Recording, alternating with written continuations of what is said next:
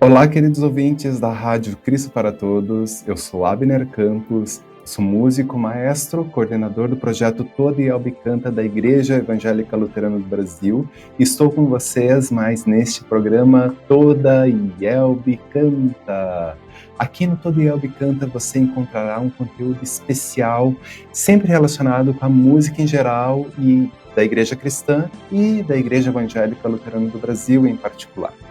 A gente sempre lembra no início do nosso programa, se vocês tiverem alguma dúvida ou se vocês quiserem compartilhar alguma experiência, é bem simples, é só acessar e entrar em contato pelos seguintes endereços: radiocpt.com.br, facebook.com/radiodaielbe ou então youtube.com/radiocpt.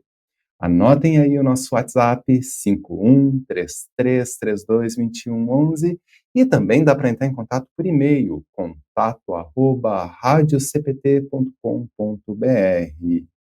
Muito bom ter a presença de todos vocês aqui no nosso programa Toda Ielbe Canta. E nós estamos no período de Quaresma, dentro do tempo de Páscoa, e é um momento de preparo e de reflexões. Nós continuaremos falando sobre esse período do ano da Igreja, sempre trazendo dicas e informações para vocês, nossos queridos ouvintes. E quem sabe, vamos escutar um hino que pode ser utilizado neste momento, especialmente no quarto domingo na Quaresma. É o hino número 272 do Inário Luterano, Veio Jesus, Manancial da Alegria, letra de Johann Allendorf, escrita em 1736, com tradução no Inário da Igreja Evangélica de Confissão Luterana no Brasil, do ano de 1961. A música é de Köthen, da cidade de Köthen, cerca de 1733, e arranjo do Cantai Louvor de 1987. Executam o hino a família Faller, Leonério, Márcia Terza e Juan. Vídeo enviado especialmente para o projeto Toda Ielbe Canta. Bora conferir.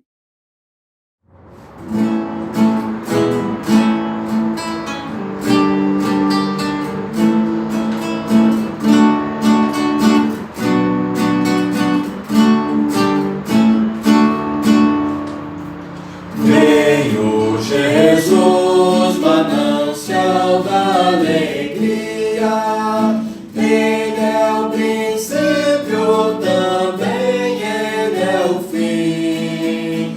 Deus se fez homem, pastor que nos guia. Como é possível amar-nos assim? E de aos gentios raiou um novo dia. Veio Jesus, manancial da alegria. Veio Jesus e romperam-se os laços, e toda a força da morte findou. Cristo está perto e nos abre os seus braços. Ele que é Filho de Deus nos amou. Ó, proclamai e bradai aos espaços. Veio Jesus e romperam-se os laços. Veio Jesus que nos traz liberdade. Rompe os grilhos do poder infernal. Vence o inimigo, supera a maldade.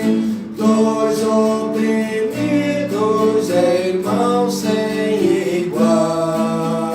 Cede o maligno ao mais forte em verdade. Veio Jesus que nos traz liberdade. Veio Jesus, o Senhor dos senhores, por terra e céu estendendo o poder. Quer redimir por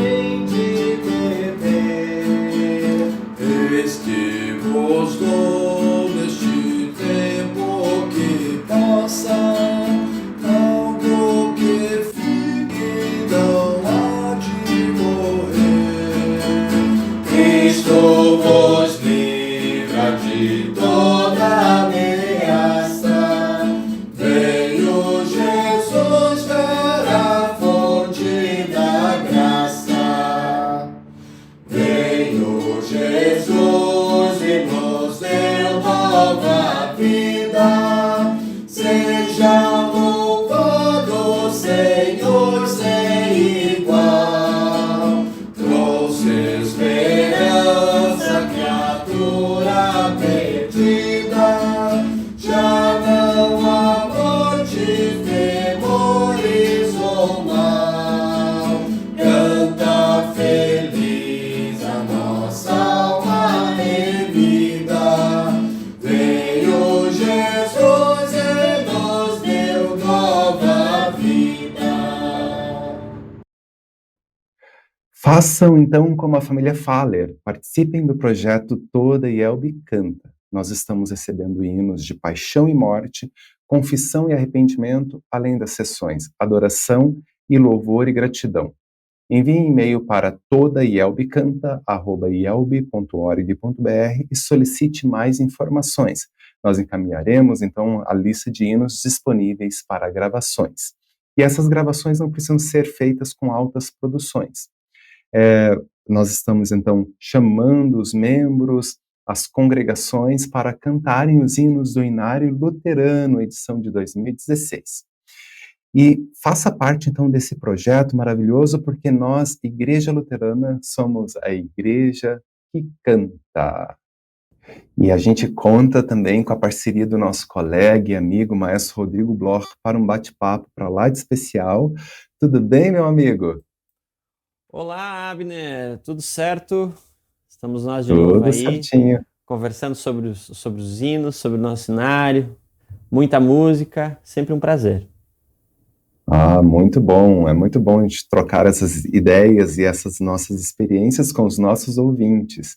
Esse é o nosso segundo programa do ano, a gente está então no tempo na Quaresma, e a gente falou na semana passada sobre a definição da Quaresma, né? Que são os períodos de 40 dias, que vão desde a quarta-feira de cinzas até a Páscoa. E uma característica muito interessante dos cultos é que os cultos são mais contidos, né, Rodrigo? Eles não são tão festivos. Exato. Né? Para justamente a gente festejar no domingo de Páscoa, né? Então, No a gente domingo fica nesse tempo de preparo até o domingo de Páscoa, onde a gente celebra, né, a ressurreição. E por isso alguns elementos festivos da nossa liturgia tradicional, como o Gloria in Excelsis Deo, ou então as aleluias, que são muito constantes, né, nos nossos cultos, são omitidas durante esse período. E porque é um período de penitência, reflexões, orações. E tem outra característica que a gente falou na semana passada, que o altar e o espaço litúrgico geralmente fica sem flores, com exceção de um domingo nesse período na Quaresma, que é o quarto domingo, que é o domingo mais próximo do nosso programa, que está indo ao ar hoje, né? Que expressa alegria, tá? Então é um momento atípico dentro desse período da Quaresma, né?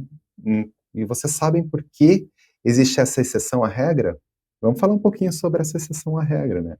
Porque tradicionalmente, se a gente olhar no lecionário anual, na página 26, em números romanos, no nosso cenário, bem no inicinho, a gente encontra o lecionário. A gente utiliza o lecionário trienal, que é dividido em 3 anos, leituras bíblicas específicas para cada domingo do ano litúrgico, mas antigamente, tradicionalmente, a gente tinha o lecionário anual. E esse domingo, o quarto domingo na Quaresma, é chamado de letare. E se vocês olharem, então, na página 26 do Inário Luterano, vocês vão encontrar essa palavrinha latina, porque vem do latim letare Jerusalém, ou seja, alegra-te Jerusalém, que é retirado do livro de Isaías, capítulo 66, versículo 10, que, por acaso, é a antífona própria da entrada do culto neste domingo, quarto domingo na Quaresma. A celebração litúrgica nesse domingo é profundamente marcada pelo tema luz também. Então, é um momento diferenciado dentro desse período na Quaresma. E aí, tradicionalmente também, pode-se colocar flores no altar e cantar hinos um pouco mais exultantes de júbilo. Né, Rodrigo? Exatamente. E a gente tem vários hinos que podem ser utilizados, né? Várias sugestões aí, inclusive alguns bem conhecidos, né, Abner? Para público, a congregação gosta de cantar. Seriam? Sim. Isso. Então vamos falar sobre um desses hinos, né, que podem ser utilizados, que é bem conhecido, acredito, da grande maioria do nosso público, que é o hino número 189, Exultantes Te Adoramos. Exatamente. É um hino muito conhecido, né, lá. Ele faz parte de uma sinfonia, né, da Nona Sinfonia de Beethoven, mas é o Ode à Alegria, né? Então tem tudo a ver. O hino 189 e é amplamente cantado, né? Muito conhecido. Vou abrir ele aqui para a gente acompanhar. Vamos ouvir uma parte, um trecho, quem sabe, Rodrigo? Isso. Lembrando só, embora ele seja um hino muito conhecido, né, Abner? De novo, né? A gente sempre ressaltar a questão das palavras. A gente não precisa cantar ele todo igual, então vamos realmente cantar exultante, de forma exultante, de forma alegre, né? Então... Exultantes te adoramos, Deus da glória, Deus do amor. Nossos corações te abrimos, enche-nos de santo ardor. Vem, dissipa as nuvens frias, a tristeza, a noite atroz. Doador das alegrias, o teu brilho, luz em nós. E aí já vai para a segunda, exultante, alegre, né? Isso, aí na segunda ele descreve, né, as obras, a criação, e na última ele vem realmente assim, ó cristãos, entoai os hinos, né? Exato. Ó cristãos, a gente pode também trazer essa questão de alegra-te Jerusalém, para essa terceira estrofe, né? Então, cada estrofe pode ter uma intenção diferente. A terceira estrofe exultante mesmo, com toda a congregação cantando, fica muito, muito bacana. São recursos aí que esse hino nos traz, né? Que a gente pode aplicar, vai ficar muito, muito bem, muito, muito legal. E como a antífona do dia, né, tradicionalmente, esse Alegra-te Jerusalém, a gente pode utilizar este hino na abertura do culto, né, nesse quarto domingo na Quaresma. Com relação à melodia, né, Rodrigo, ela tem uma característica muito interessante que facilita a execução, e eu particularmente acredito que seja esse um dos motivos dela ser tão amada em todo o mundo, né? Essa é uma melodia de Beethoven, como o Rodrigo falou antes, faz parte da Nona Sinfonia. E essa obra de Beethoven tem algo muito atípico, né, Rodrigo? Ela faz parte de uma sinfonia e ele coloca essa melodia no último movimento. O que tem de tão diferente assim? Exatamente. Terminar a sinfonia com um coro, né? Isso é bem atípico, era bem atípico para a época e ele fez. E é um coro muito... A versão original escrita é bem aguda, é bem forte, tem os solistas que antecedem, né? Se alguém tiver interesse, dá para pesquisar no YouTube, tem várias versões muito boas da obra original, né? Então entram com solistas, a orquestra vem numa textura muito forte, então é um final muito, muito forte para a sinfonia com coro, né? O que era muito atípico para a época. Porque as sinfonias é um gênero musical, né? Uma forma musical própria para ser executada por instrumentos. Exatamente. Né? É orquestral. E para a época colocar um coro foi assim algo que muitos falaram bem, mas a grande maioria falou mal, né? Com certeza. E essa melodia, né? Pensando no coro, né? Os solistas têm outras melodias, mas o coro específico tem uma característica muito interessante que são graus conjuntos que a gente chama. A melodia vai toda por grau conjunto. O que é grau conjunto, tá? Basicamente tem duas coisas, grau conjunto ou salto, né? O salto é muito claro o que é, né? Quando a gente salta na música. Enfim. E essa aqui ouviram no Ipiranga, por exemplo? No nosso cenário tem vários, né? Tem vários. E essa melodia aqui é super em grau conjuntos, que é quando você vai, nota por nota, vai subindo a escala, vai descendo a escala. Eu acho que isso também torna ela muito, muito boa de cantar e muito conhecida. O pessoal gosta porque tem uma certa facilidade de cantar, porque a grau conjunto, normalmente salto é mais difícil de cantar, né? É uma característica muito própria dela e é quase até o final, tem poucos saltos, são só em momentos muito específicos, mas a música no geral é só em grau conjunto, né? Agora quem não sabia o que é grau conjunto tá sabendo.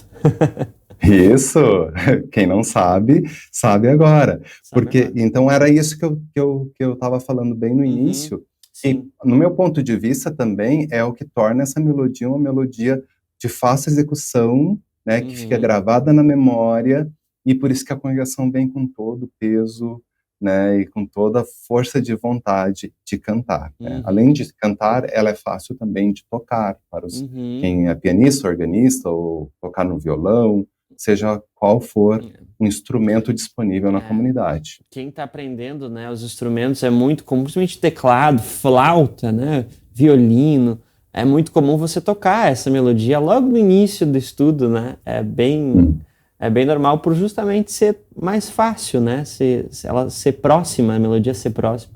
Então ela vai muito bem. E, assim, um outro uso atualmente, né, dessa melodia, que esse é o hino oficial da União Europeia. E nesse momento de guerras também é importante lembrar, né, que esse hino também liga a esse momento que a gente está pedindo de paz, né, não a guerra, mas paz também. Exatamente. Show de bola! Então a gente falou sobre o nosso primeiro hino, como dicas e sugestões para serem utilizados nesse quarto domingo na Quaresma. Relembrando para quem está ouvindo a gente agora, né, que é um momento atípico dentro do período da Quaresma, né? O Quaresma é um período de reflexão, de meditação, de penitência, mas o quarto domingo a gente tem essa exceção à regra, no qual o tema alegria e luz acaba vindo à tona novamente. Flores podem ser colocadas no altar ou ao redor, e a gente pode cantar hinos um pouco mais festivos em relação aos outros domingos presentes nesse período. E a gente tem outros hinos que tratam do tema letare também, mas com uma melodia um pouco mais reflexiva. E o nosso segundo exemplo, que a gente preparou para o nosso programa de hoje, é o hino número 273, fica lá na seção Jesus o Redentor, a 273, Jesus o Redentor, cujo título é "Oh, quão feliz eu sou". A letra e música é de Henry Hope e Jane Bonar, e a tradução é do reverendo Richard Holden, e a música é do músico inglês Arthur Sullivan, e ele compôs essa melodia, essa música, em 1872. Ela tem só 3 estrofes, assim como o hino anterior, né, o que facilita a sua execução, né, completa, e ela tem uma característica também muito interessante, porque é da era vitoriana, das músicas, dos hinos ingleses. Então é uma música um pouco mais contida, um pouco mais quadradinha. Vamos ouvir, quem sabe, a primeira estrofe desse hino? Oh, quão feliz eu sou por ter Jesus, ditoso, alegre vou com meu Jesus. O bem que o mundo traz, bem cedo se desfaz, eterna é minha paz em meu Jesus. Que bonita melodia, né, Rodrigo? E essa música traz uma coisa interessante. Ela não é rápida, né? Ela não tem não tem um andamento rápido, mas a letra dela expressa alegria. Eu tentei exagerar até aqui no sorriso, né? O quão isso é importante, né? Às vezes uma música que resultante de Adoramos, a música anterior, era super rápida, graus conjuntos, forte, né? Mas como o Abner falou, essa aqui de uma outra época, né? Não é de Beethoven, que é outra escrita, né? Ela é um pouquinho mais lenta, e às vezes isso pode nos fazer com que a gente se confunda. Ela é lenta, ela é um pouco... Não, ela é lenta, ela é um pouco mais pomposa, né? Fica muito bom com o coro. Essa aqui tem uma escrita bem coral, muito bacana, coro e órgão, bem clássico, né? mas ela não é triste, muito pelo contrário. Então, a importância de você colocar o sorriso, de você cantar com essa intenção alegre. E não exatamente pela velocidade, hinos alegres são hinos rápidos. Não, isso aqui é um exemplo de uma música que não é tão rápida, mas que é alegre também, e precisa ser cantada dessa forma.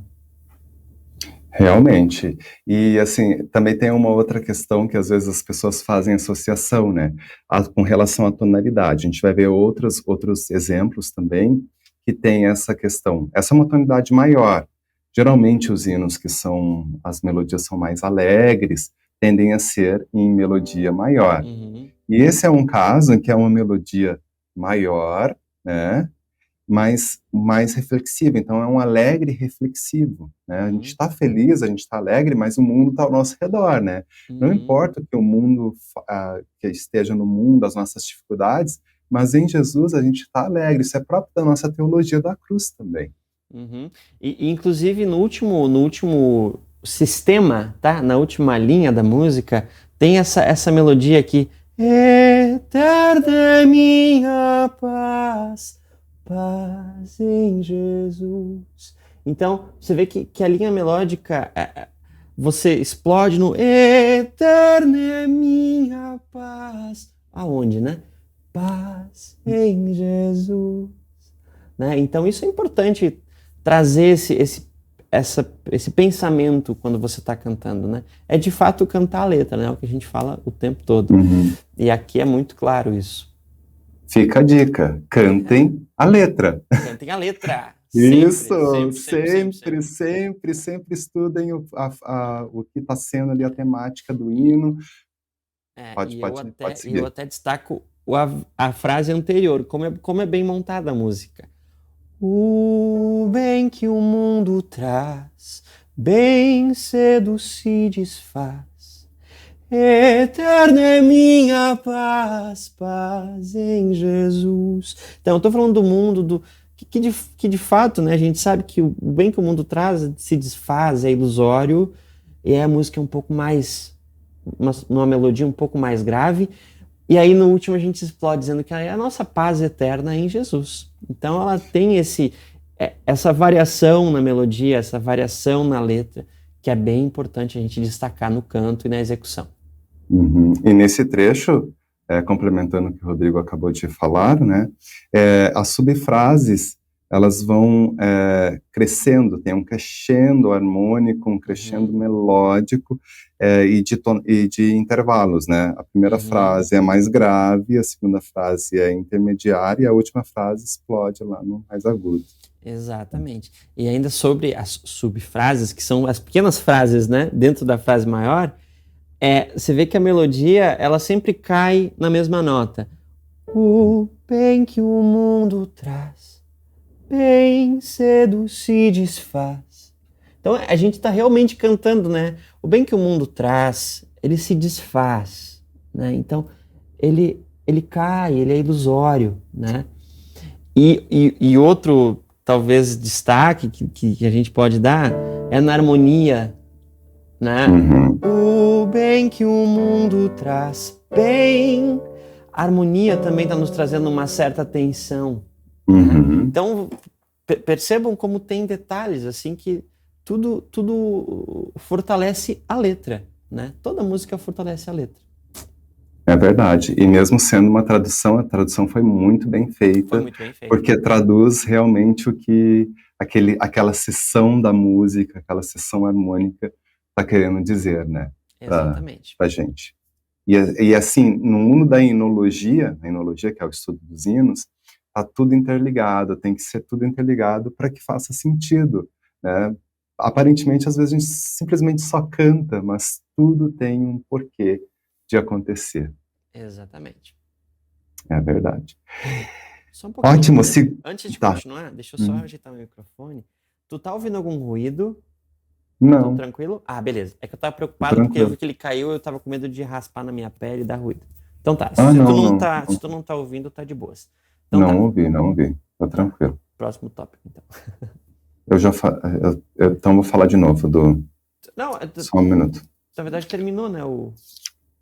Isso, então vou falar que esse foi o nosso segundo exemplo. Uhum, isso.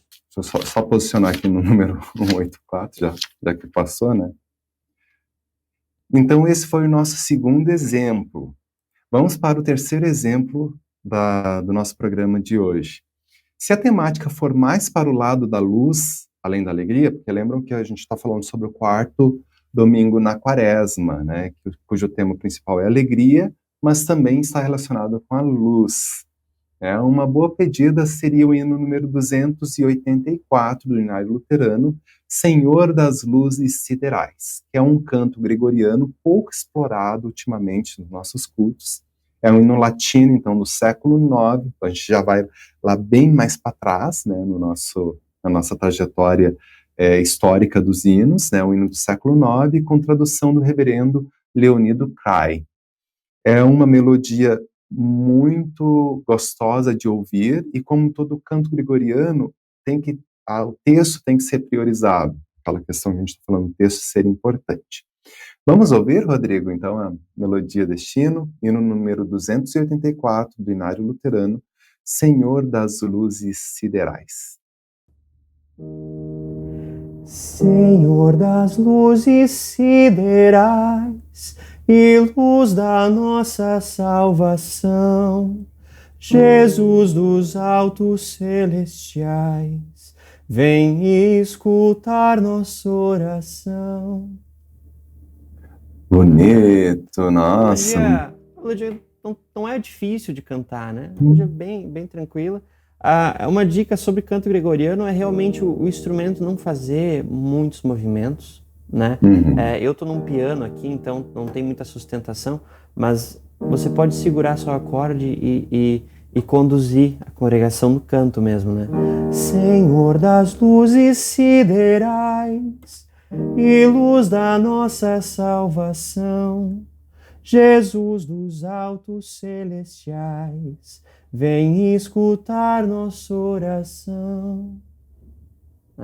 E pode separar bem as frases, né, Abner? Pode fazer bem tranquilo essa vírgula. Ela não tem um tempo, não precisa ficar exatamente no metrônomo. E são frases muito claras. Senhor das luzes siderais e luz da nossa salvação, Jesus dos altos celestiais, vem escutar nossa oração. Então ela fica mais fácil de cantar também, se você faz as frases bem claras, né? Isso, e lembrando assim, como é um canto de origem gregoriana, na nossa partitura, né, na partitura que tem presente no Inário Luterano Nova Edição, não tem fórmula de compasso, ou seja, a gente não tem a especificação da métrica, nós não temos compassos divididos, apenas indicações de respiração, para quem tem o Inário aí por perto, né? E nós não colocamos as cifras, a cifragem, porque não é uma música harmônica, né, em si, né? É uma música extremamente melódica, cuja melodia é a parte mais importante, assim como o Rodrigo disse. Exatamente.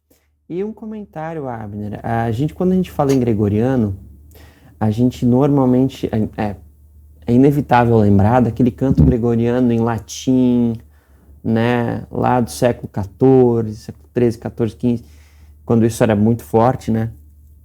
E às vezes eu vejo muito a gente trazer este canto pro português do nosso inário. Né?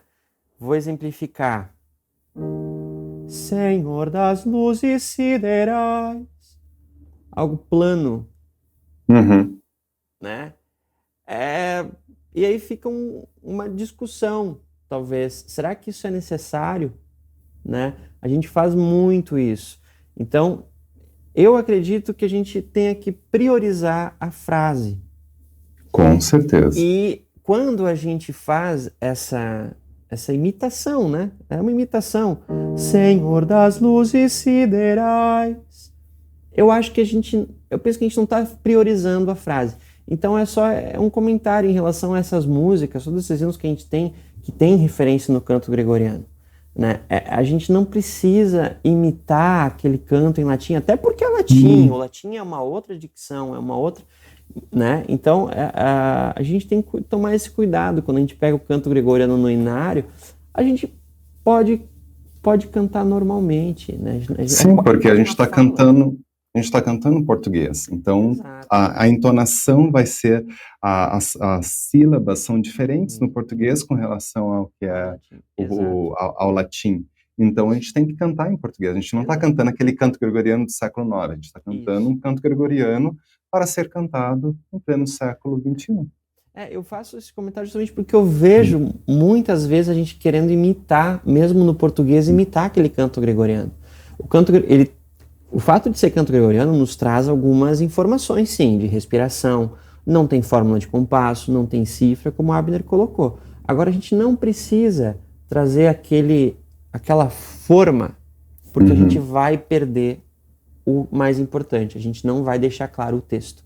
Isso acontece muito na liturgia, isso acontece muito nos hinos. Na liturgia é demais, assim, a gente traz aquele peso do canto gregoriano, que na verdade nem é tão pesado assim, mas a gente pensa que é pesado. Então tomar esse cuidado só. A gente está cantando em português, voz leve, voz bem plena, limpa, sem muito mistério, sem muitas invenções. É mais simples do que a gente normalmente faz. Bem mais simples. E esse hino, assim, com relação ao texto, queria chamar a atenção dos nossos ouvintes com relação ao texto, porque ele é meio um resumo de toda a obra da salvação. O texto, então, o primeiro texto: Senhor das luzes siderais e luz da nossa salvação, Jesus, os altos celestiais, vem escutar nossa oração. É bem ligado também para esse momento da quaresma que a gente tem a petição, e a gente vem humilde na segunda estrofe. Humilde, ele veio, né? Humilde vieste nos salvar da fúria atroz do malfeitor. Com teu amor nos consolar em amarguras, pranto e dor. Né? Essa temática da nossa vida diária, da nossa luta constante.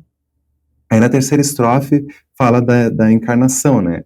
A Virgem Mãe te deu a luz para o holocausto redentor. Então liga o nascimento de Cristo com a sua morte.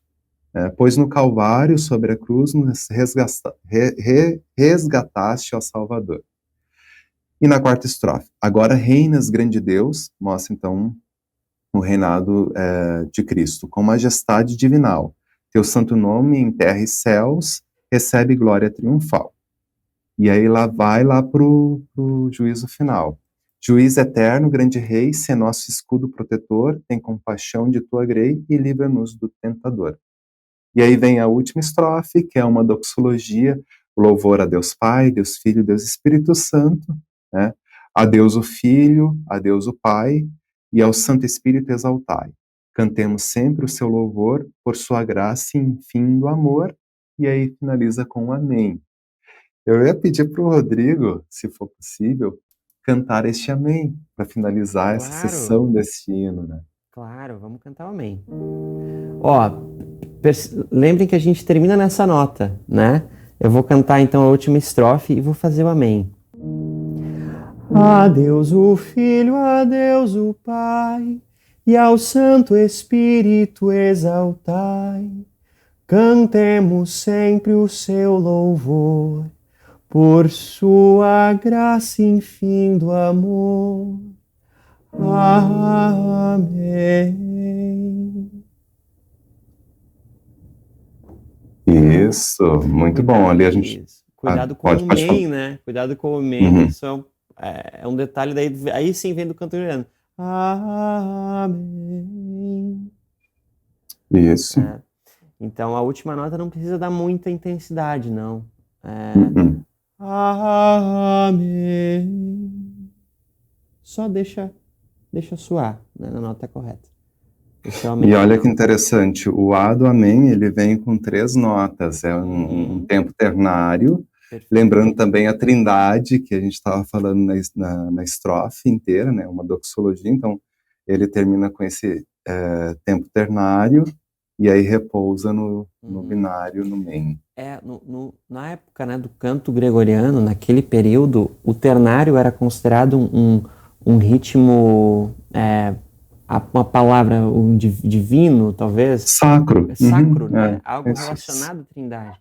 Inclusive, na regência, é algo bem interessante. Para quem rege, a regência do ternário, ele dá para pensar que é um círculo, né? porque você vem daqui, então é infinito. Então o ternário tem sempre um significado sacro, né? Bem ligado a essa questão da trindade. Isso é bem comum lá do período, né? Com certeza. Muito bom, então nós ouvimos o nosso terceiro exemplo e vamos para o quarto exemplo de hoje. Então nós temos 4 hinos que podem ser utilizados nesse quarto domingo na quaresma, o domingo atípico, domingo de alegria, e finalizando os nossos exemplos com o hino número 291. A gente ainda continua na sessão Jesus o Redentor, hino número 291, És minha alegria, com letra de Johann Frank e música de Johann Krieger, de 1653. A tradução para o português é do reverendo Leonido Cray. De novo, uma música do período barroco, né? Agora a gente muda de período, a gente falou, então, o nosso primeiro exemplo foi Beethoven, o segundo exemplo foi um hino anglicano, mais ou menos próximo do mesmo período, diríamos assim. E a gente foi lá para trás, no canto gregoriano, século IX, e agora a gente avança um pouquinho para o período em que a música luterana teve o seu grande apogeu, diríamos assim. E é nesse período que a gente encontra o músico Johann Krieger e o autor da letra Johann Frank, 1653. E esse hino mescla um texto sobre alegria com melodia em tonalidade menor, que era o que a gente estava falando também. Geralmente, hinos alegres são em tonalidade maior, hinos um pouco mais reflexivos são em tonalidades menores. E essa foi uma das melodias trabalhadas por grandes compositores ao longo da história da música, incluindo o nosso querido maior músico luterano, né, de todos os tempos, Johann Sebastian Bach. E essa também é uma música de 3 estrofes, né, um hino com 3 estrofes que foram traduzidas para o português. Na realidade, original são 7 estrofes, e ela traduz bem essa questão da nossa alegria, que Cristo é a nossa alegria nesse nosso mundo que é tão complicado, tão difícil. Vamos ouvi-la, Rodrigo? És minha alegria, meu conforto e guia, Cristo meu Senhor, só por ti anseio, sempre em ti eu creio, cheio de fervor. Meu Jesus, excelsa luz, não há nada mais precioso, dom mais primoroso.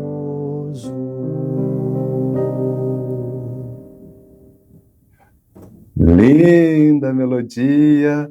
Acho que de todas elas é a melodia um pouco mais trabalhada, mais trabalhosa de entender, né? Sim, Um período musical diferenciado também.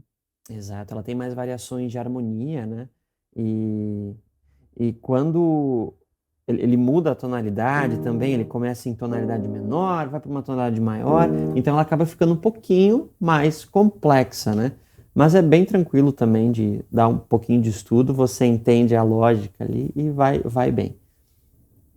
E aí ela traz os 2 temas, né, que são bem importantes para esse domingo na quaresma, que é a questão da alegria e da luz, né, e essa ambiguidade, né, que a gente encontra de ter hinos dessa natureza dentro do período quaresmal, também é traduzido pela tonalidade menor, que passeia por todos esses outros modos, né, essas outras tonalidades, essas outras pontes harmônicas. E aí, principalmente ali na última linha, né, que tem essa série de mudança ali, do Dó menor para o Ré maior, e depois para o Dó, volta o Ré e o Sol. Esse dá assim, um efeito muito interessante Sim, na melodia.